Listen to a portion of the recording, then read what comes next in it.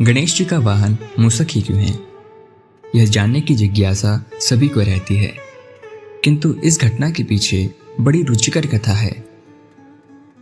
एक बार की बात है, देवराज इंद्र की सभा में क्रौच नामक श्रेष्ठ गंधर्व सभा से उठकर बाहर जाना चाहता था। तभी असावधानीवश उसका पैर मुनिवर वामदेव को स्पर्श कर गया।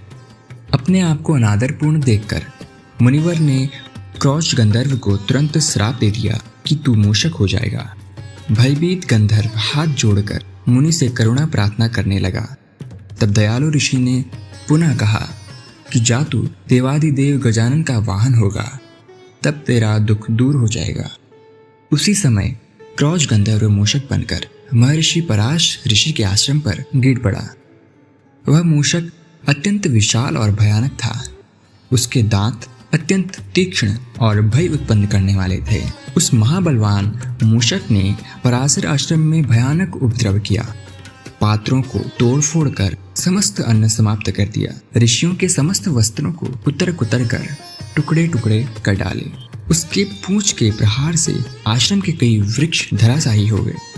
आश्रम की समस्त उपयोगी वस्तु नष्ट हो जाने के कारण ऋषि अत्यंत दुखी हुए और इस विपत्ति से अपने आप को बचाने के लिए ऋषि सोचने लगे कि मैं किसका स्मरण करूं। यह सुनकर गणेश जी प्रकट हुए और कहा कि मैं इस समस्या का समाधान अवश्य करूंगा। महर्षि पराशर से इतना कहकर गजानन ने मूषक पर सूर्य के समान अपना तेजस्वी पास फेंका। उस पास से संपूर्ण अंतरिक्ष प्रकाशित हो रहा था।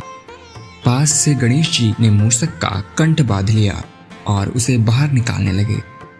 महाबली मूषक भय और पीड़ा से व्याकुल होकर मूर्छित हो गया। कुछ देर बाद मूर्छा दूर होने पर शोकाकुल होकर सोचने लगा कि अचानक देव निर्मित काल कैसे आ गया। निश्चय ही होनी होकर रहती है।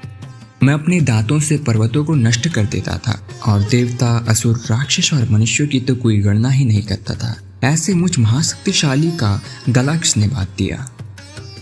तभी पास बैठे हुए मूषक ने गणेश जी का दर्शन किया तो उसे ज्ञान हुआ। उसने परम प्रभु के चरणों में सिर झुकाकर प्रणाम किया और स्तुति करते हुए कहने लगा, प्रभु आप संपूर्ण जगत के स्वामी हैं, जगत कर्ता, धर्ता और पालक हैं। मैं आपका दर्शन पाकर धन्य हो गया। मेरे दोनों नेत्र सफल हो गए। अब आप मुझ पर प्रसन्न होइए। मूषक की इस प्रकार भक्तिपूर्ण वाणी सुनकर पराशर नंदन गजमुख प्रसन्न हो गए। उन्होंने मूषक से कहा, तूने देवताओं और ऋषियों को कष्ट दिया। मैंने दुष्टों का नाश और साधु पुरुषों के सुख के लिए अवतार लिया है। तू मेरी शरण में आ गया है, इसलिए निर्भय हो जा। तेरी कोई इच्छा है वो मांग ले। मूषक को पुनः अहंकार हो गया और बोला, मुझे आपसे कुछ नहीं मांगना है। आप चाहे तो मुझसे वर की याचना कर सकते हैं। तब गजमुख ने कहा, यदि तेरा वचन सत्य है तो तू मेरा वाहन बन जा। मूषक के तथास्तु कहने पर गजानन तत्क्षण उसके ऊपर जा बैठे। मूषक गजानन के भार से दबकर अत्यंत कष्ट पाने लगा। उसे प्रतीत हुआ कि मैं विदीर्ण हो जाऊंगा। तब उसने देवेश्वर गणेश से प्रार्थना की कि प्रभु आप इतने हल्के हो जाएं कि मैं आपका भार वहन कर सकूं। मूषक का गर्व खत्म हुआ और गजमुख उसके वहन करने योग्य हल्के हो गए।